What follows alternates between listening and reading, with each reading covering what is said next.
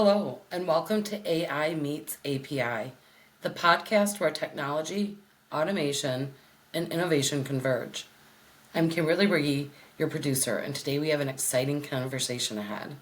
Joining us is our esteemed host, Ajay Konda, and our special guest, Flavio Zanetti, Senior Director of Solution Engineering at Salesforce.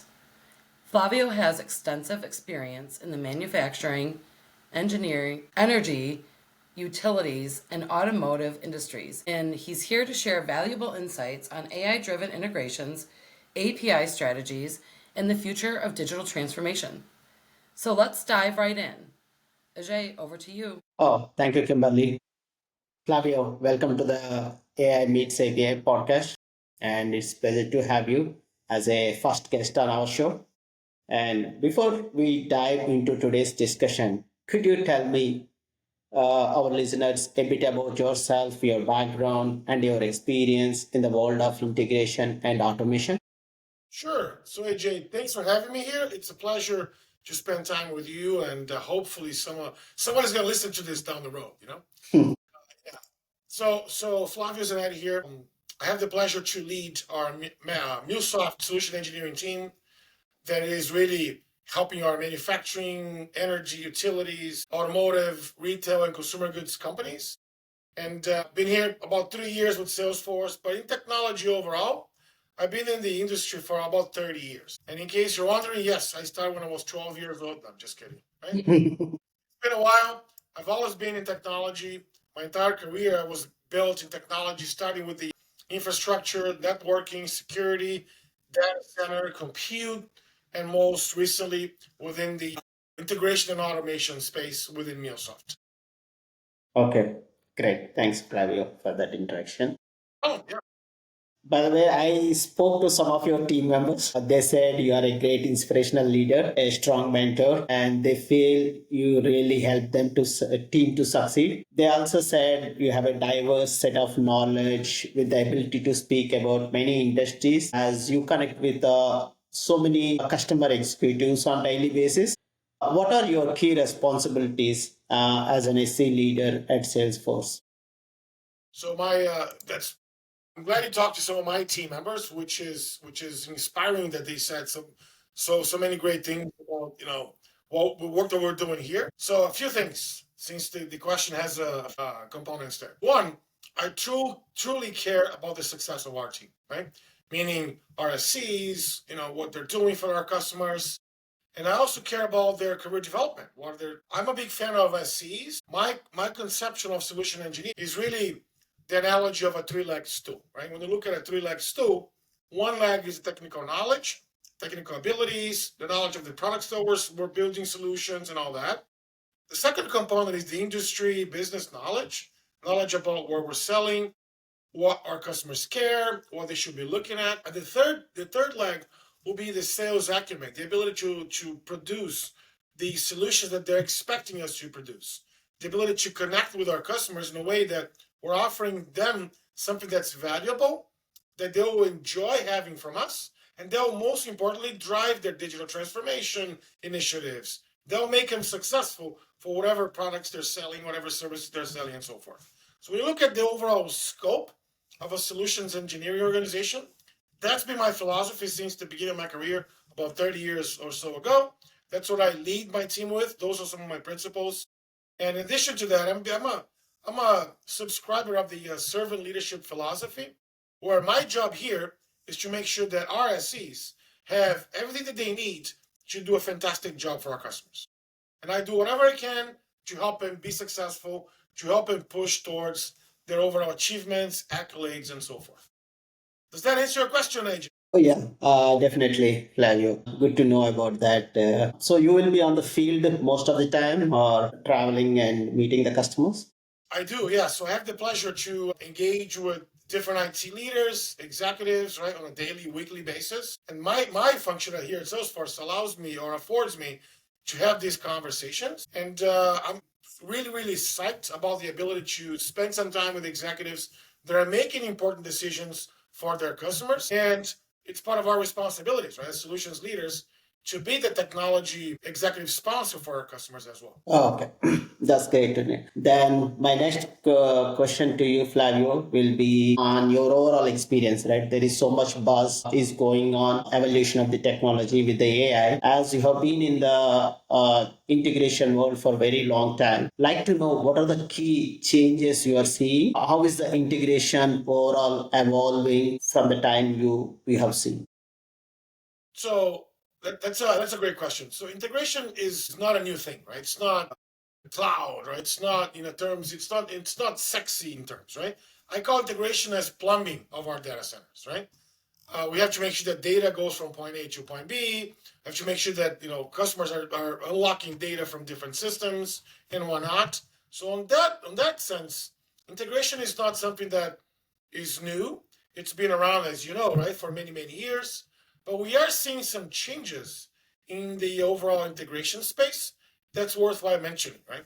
Of course, if we don't talk about AI, this is not a podcast these days. Every technology leader that I talk to is really curious about artificial intelligence, what's going to be the meaning for them, for their organizations, and so forth. So when I look at that, AI plays a huge role within integration, right? And as we talked about it before, you and I, a couple of times, or many times, I would say, there's no AI without APIs. APIs play a huge role in the AI space because in order for models, in order for customers to be able to rely on data that are spread out, right, in different systems, in different parts of the organizations, they will need to have a robust API strategy or data strategy. And that's what I think it's changing from time to time, from ESP to different protocols, different models, and whatnot. So now AI is front and center of integration as well. Okay, sounds good. I think my next question should not is a follow up to that one, Flavio.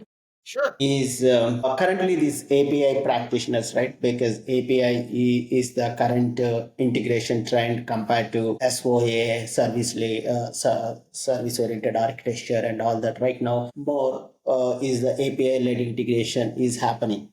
So that is the majority of the integration practitioners are doing right now. If I'm an integration practitioner doing a lot of API adaptation, is there anything I can fast track by adopting AI into my API practitioner? Sure. I would start by saying AI is really revolutionizing integration overall. I would start by talking about API discovery, right? Maybe API optimization. Those are some of the two things that we see right off the bat. AI models being able to help integration practitioners on building different models, on building different integrations much faster, right? AI can automate, for example, a different API documentation, criteria, security protocols, right? Security is ever changing tenet within technology. Performance monitoring, right? If it's someone so and so is seeing some anomalies in performance because of some API connectivity, we can share some of these best practices throughout the overall API landscape, making the overall integration process much more efficient per se. Also, what we see across the industries, not only here at MuleSoft, but also some of our competitors, the industry overall, we're moving to an AI-driven low-code, no-code integration platforms, right? Or integration models, where we're giving, in the old days, right? If you remember, we've been here, many years. In the old days, we would say shadow IT is the problem. Oh, shadow IT, don't let them do anything that's gonna, disrupt our systems and whatnot. But now with these low-code, no-code integration platforms, we're empowering non-technical teams per se, sometimes even businesses, right, to build, manage, and to deploy integrations much faster, leveraging or helping IT be more agile per se, or more nimble in deploying or developing these integrations. So AI is playing and is going to play a huge role in the integration space. That sounds good. If I come to some of the wish list, right?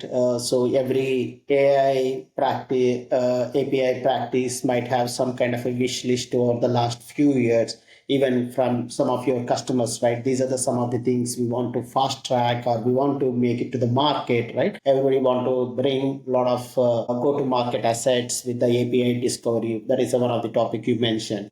how specifically AI can make some of these wish list items faster for the API practitioners. Okay, so I'll start by saying maybe giving a story, right? Because I'm a big fan of stories. A couple of years ago, hopefully my wife's not listening to this.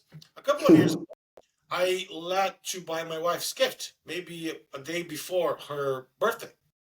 As a husband, right, that I am, I love my wife, but I just had a lot of things to do and I didn't really buy her gift beforehand. What am I going to give it to her? I had a very busy day at work. I didn't have time or a chance to go buy her a gift. So what am I going to do? I'm going to give her a Visa card, right? You know, money is money. I'm going to give her a Visa card so that she can enjoy and buy whatever she likes, right? That way I have no issue, no worries of making a mistake. So 11 p.m., I walk into a CVS, I think it was a CVS pharmacy, and I'm going to buy a gift card, right? A couple $100 gift card to give it to my wife. When I asked the cashier, I want to buy this gift card, my credit card was declined. Immediately declined. Oh my God. I had no issues with me. I had budget in my credit card, so that was an issue. So immediately I got a text message. American Express, Flavio, is this transaction at the pharmacy A123? Are you trying to make the transaction? I said, yes. Mhm. Please ask the attendant to run the transaction again. So I Mhm. connected with that cashier. I bought my wife a gift card and things like that, and things went well, right? My birthday gift was saved for the next morning. What am I trying to say with this? In the old days, right? When we look at, for example, real-time data insights, they Mhm. were really not real time. It took a long time for us to have insights into Mhm. data from different systems, different applications, and things like that. So predictive analytics was something that was a wish list, but that was Mhm. really, really easy to be deployed and so forth. So now, Mhm. right now, we're in a world now that it's really, really real time. That text message that I got within seconds of my credit card, I never really bought a gift card at CVS 11 p.m. on a weekday. So because of some models or because of some patterns, my financial institution declined that transaction. Think about predictive Mhm. analytics. Think about the power of real-time data transfers. Right? Think about Mhm. the power of adaptive APIs Mhm. working effectively to make sense that me as a consumer was secure in a way that if somebody had stolen my credit card and was going to buy those gift cards, I wouldn't be at a loss. So I do Mhm. see AI making all these things possible, enabling, for example, really real-time transactions, self-healing APIs, dynamic load balancing, proactive issue resolution. I mean, when you look at that from an overall environment perspective, it's making Mhm. our lives a lot easier. And obviously reducing the downtime, improving performance, and ultimately improving customer experience. Doesn't matter which industry, doesn't matter which application, right? Make consumers or customers ourselves, yeah, every single one of us, right? Happier with the products that we're buying from customers. That's a great example, Flavio. I know that's why your customers loves you. I was about to, yeah, actually, I think most of us has this experience. Previously, I think I used to call customer service myself and ask for that. Okay, this is the transaction I am doing. Please unblock me so that I can go ahead and track. Yeah, this is just really, real great example. Yeah, imagine if you had to call a contact center and that person had to be 20 minutes waiting time, and that's it'd be a disaster, right? I mean, I wouldn't be able to buy that. Absolutely. So actually, I was about to ask you whether there is any real world customer success story, but you already given a success story. Is there anything from a overall business point of view where you experienced great success with APIs, where it gave a significant boost in the business operations? Sure, there's a few examples, but since I'm talking to you here, right? And ProwessSoft is one of the sponsors of this podcast. I would mention the company that you and I have worked with, Novelis, right? The aluminum, a world leading producer of aluminum, where they're leveraging AI-powered APIs to optimize their supply chain, right?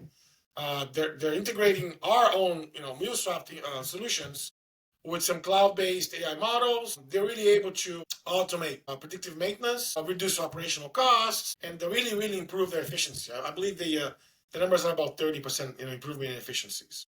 The example of novellas, there's so many other examples out there where we see a very robust data or API strategy when customers take the time to strategically plan their overall environments. And I get that sometimes businesses go through acquisitions, changes, and whatnot. But that's why the role of IT is more important than ever.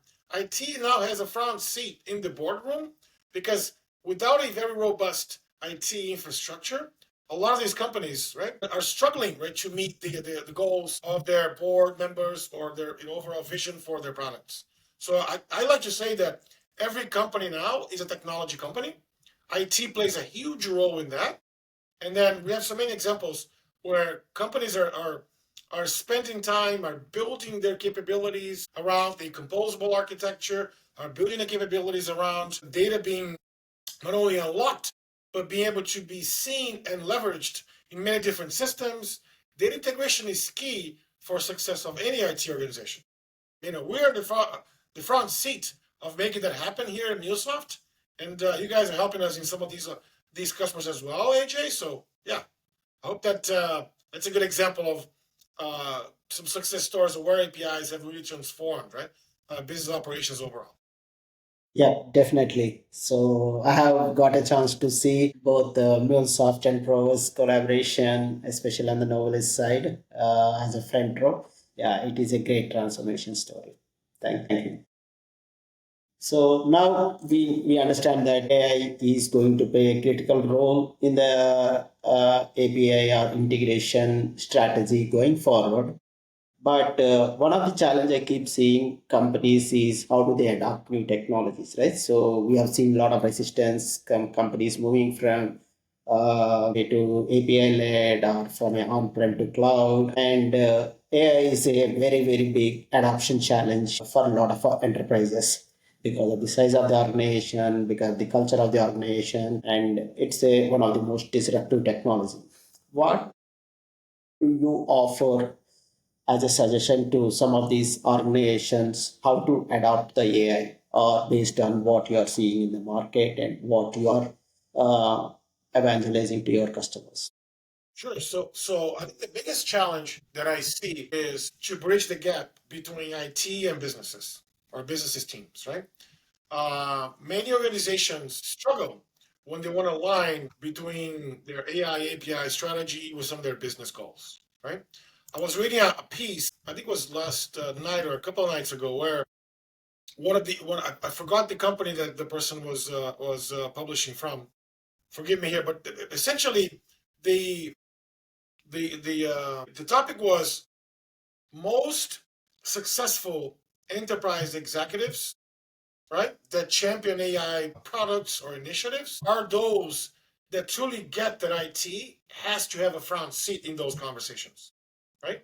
Whereas a lot of organizations, they're still not operating that mindset because AI requires a tremendous depth of collaboration between IT and business systems. And that alignment, I'm sorry to say that alignment just doesn't exist in the vast majority of our customers, unfortunately, right? Because businesses is worried about, the bottom line, the margins, the revenue, the growth, and the growth, the acquisition. IT is, hey, let's keep the lights on, right? So when we start seeing IT as more strategic, when we start seeing IT as having a front seat in those conversations, really reducing the friction between IT and businesses teams, executives together, right, are building better models for their companies overall. I do see that, or my advice, I should say, start small. If you're an IT leader, start small. Find an area that can really drive some small wins. That there's some repetitive tasks that you can automate. Focus on scalable AI-driven integrations. Ensure that there's a strong governance or framework to drive that. And then, as the John Carter, right, the father of change management would say, start small, get some small wins, find some allies, do an internal campaign so you can really show ROI on AI initiatives. A lot of companies, a lot of executives that I talk to are concerned about about AI because they can't really pinpoint on a specific ROI for their initiative, right? Hey, if I'm investing $1 million in this initiative or in this project, am I going to get $1.5 million back? Am I going to get $1.2 million back? Or am I going to get 750 back? Right? So if they're not getting a positive ROI, they're not going to spend money, invest on any forefront initiatives or products or applications because they won't see a benefit of doing that. Does that answer your question, AJ? Does it help? Yeah, that's a right approach, which worked for us, especially adapting these new technologies. Start small. Having that win definitely is a good suggestion. Once you have a win, there will be more and more collaborators and more people will onboard to try their use cases. But always having that internal win helps us to expand at those customers a lot. So one other topic I like to know from you is Flavio is industry wise, right? You deal with manufacturing, auto, retail, consumer goods, energy, utilities. So let me start with the manufacturing industry, right? Right now, there is a lot of supply chain disruptions are going to happen because of the tariffs. We have seen it in the during the COVID times. Now with the tariffs, there is already a discussion of again supply chain disruptions are going to happen. What is the suggest? What is the talk you are seeing within the manufacturing industry right now, and how are you planning to help? More than that, first I'd like to understand, is it disruptive or is it threatening, and what kind of solutions we can offer? Okay, so I'm going to start by saying that supply chains are really facing a lot of disruption, right? From a combination of technology is one, right? Automation. Uh, if you look at the American factory worker of 50 years ago, or even if you look at agricultural worker of 100 years ago, right? Half of this country used to work in agriculture. Now, I don't even know the percentage of folks that work in agriculture, but we're producing way more food than we produced before. Thanks to technology, thanks to advancement in engineering, sciences, research, and all that. If you look at manufacturing per se, obviously there's disruption, right? Because of technology, because of geopolitical tensions, right? Import, export, inflation, trade policies, and with this current administration, tariffs, right? Tariffs is front and center on that. So when I look at the impact on tariffs overall, right? History shows that tariffs are going to raise the cost of imported, raw materials, right? Aluminum or steel or metals or you name it, right? Then the higher cost of raw materials is going to have a direct impact on the cost for businesses and also consumers. You and I, Ajay, and consumers are going to be paying more for whatever are due to tariffs, right? But what companies are doing is they're shifting sourcing. I just read it this morning that Honda, the automaker, is partnering with Toyota. I mean, they are competitors, fierce competitors. But Honda is partnering with Toyota because Toyota is building an EV battery, a battery manufacturing facility in the United States. And then Honda is going to buy batteries from Toyota. So what we see is shifts in sourcing. Companies that were fierce competitors in the past now are going to join forces in order to reduce the price for consumers. There's product delay sometimes because you need to change. There's diversification of suppliers, right? If you look at a car, for example, in the automotive world, a car has about 30,000 parts, give or take, right? Uh, I mean, auto OEMs are diversifying their suppliers to reduce dependencies on specific countries because there might be some tariffs for country A versus country B. They're sourcing from different regions. They're doing some nearshoring, reshoring. There's a lot of things that companies are doing. But one thing that I would say that we can do, we can really, since we're working technology, when you look at technology, what's the role of technology in helping these companies become more nimble, more agile, right? If you look at manufacturing 4.0, a lot of these companies are looking into predictive analytics, are looking to find ways to shave off, an hour a day from a worker in the floor of those companies, the shop floor of those companies. Imagine, right? If General Motors can reduce an hour a week of its employees, look how much savings we're talking about here, right? And obviously, inventory, logistics, management, all these areas are things that we can help with a composable architecture, with predictive AI, Gen AI capabilities, so that we can make these companies more agile, more nimble, and more efficient in the overall operations. Okay. Yep, this very good observation about the collaboration between the competitors. Yeah, I think Definitely, yeah, that could be one of the first signs of what's happening in the current market. Let me go to the automotive industry now, right? So usually the what I've seen throughout my career is the financial services is one of the first adopter of the technology. But last few years we are seeing that AI has influenced a lot in the automotive industry, and our automotive industry adopted the AI much faster than other industries. What do you feel? Is it AI has influenced the automotive industries, or automotive industry got benefited from AI, or how do you see it play around? Sure.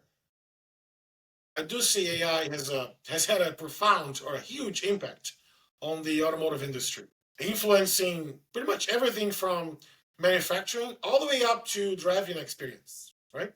So, for example, self-driving cars. We all talk about self-driving cars, right? Many automakers. General Motors is a great example with their Super Cruise, right? You don't have to touch the steering wheel. The car drives by itself on the highway. All these advanced driving assistance systems, right? Adaptive cruise control, lane keep assist, automatic emergency braking, and all that.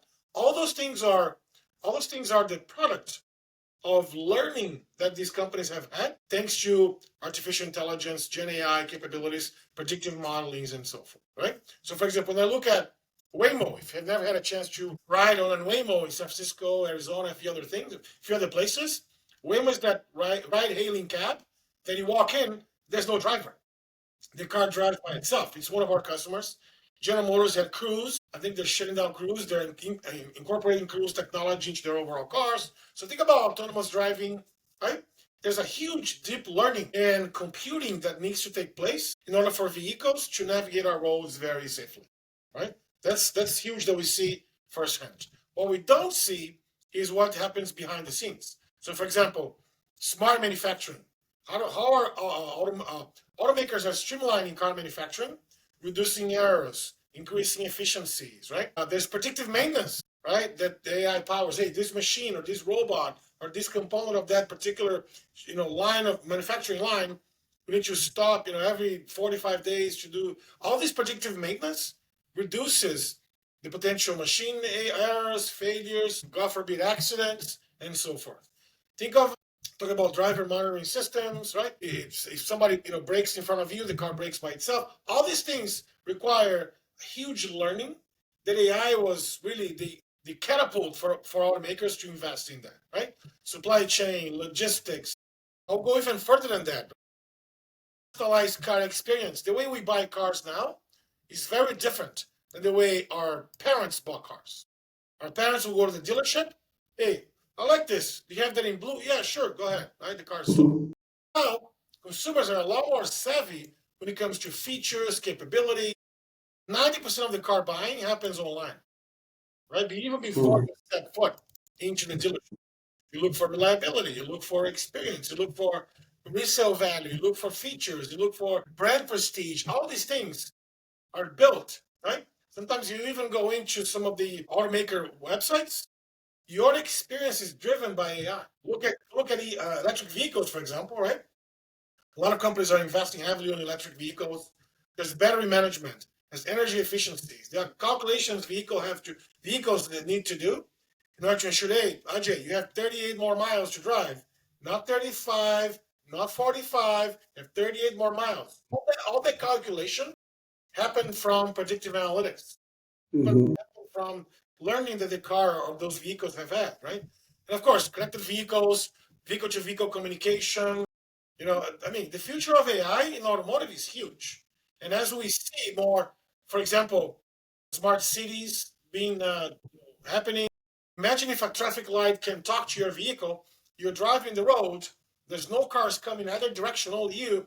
The traffic light is red, the traffic light talks to you and therefore opens it up so you don't lose 30 seconds, a minute waiting for the traffic light to go green. A lot of these Mm-hmm. have been driven and will continue to be driven by AI in the automotive space. Okay. Do you still feel that automotive industry, out of all the industries you support, right, manufacturing, energy, utilities, auto, retail, consumer goods, do you still feel that auto industry is the one which adapted the AI bigger than other industries? Or Yeah, that's a great question. I don't have data to back my argument here. I think it's one of the fastest adopting industries, right? The automotive industry for sure. Retail is also huge, right? Retailers are they usually invest heavily in technology. The overall consumer experience when you walk into stores is very different than it was 20 years ago. When you look at these things, a lot of industries are relying on AI more than ever before. But automakers before because they have a lot of access to technology, they're large, factories, so to speak, right? They have access to a lot of talent, and a lot of these companies, I mean, General Motors, Ford, Stellantis, right, BMW, Volkswagen, a lot of these companies are investing heavily on manufacturing 4.0 to streamline their overall operations. It's definitely one of the uh, the highest rates of adoption is in the auto world. Yes. So, are you helping your customers to take some of the experience or the things happened in the auto industry across to the other industries, or any of the success stories or use cases where you're able to transform even API or integration adoption in kind of auto industry happened to the other industries? Yeah. So if I look, for example, automakers, they build cars, right? General Motors, they build cars. Nike, they make shoes, right? Or DeWalt, they make drills. Stanley Black and Decker, they make power tools and so forth. All these companies, even though they're auto manufacturing, consumer goods, some of these are retailers. They all have supply chains. They all have assembly Mhm. lines. They all have workers spending time at factories, operating machines. They all have somewhat the same functionality to get their product to market, to be able to get their product in the hands of you and I, our consumers. So when there's a supply chain, I mean, the needs are very similar, right? So there's definitely some learnings that we can capture from automakers in order to apply to general manufacturers, to consumer goods companies, to retailers, to pretty much every company out there that is getting their products to consumers. Okay. And Sounds good. even my dog agrees with that because he's It's it's echoing what you are saying. um, that's all I have for today. Do you have any question for me or anything you want to ask me? so no. Thank you again, Ajay, for inviting me to the podcast. The one thing that I would say, right, I mean, there's no AI without APIs, right? The world of AI is the world of APIs. The more and more that we see is companies relying heavily on building their overall infrastructure, a robust, right, IT strategy in order to better support businesses, in order to better support their companies overall. We're launching products, we're delivering products to consumers and all that. So if you work in technology like we do, right, integration and automation is key and pivotal for the success of artificial intelligence. And when I say artificial intelligence, I'm talking about all aspects of artificial intelligence, right? From, for example, repetitive tasks, building a complex enterprise, right? Talking about a composable enterprise. We're talking about a computable enterprise, agents, right? In the future, agents will be doing a lot of these tasks for us. Even more down the road, agents will be talking to agents. Agents will be talking to humans, right? The whole idea of digital labor is knocking at our doors.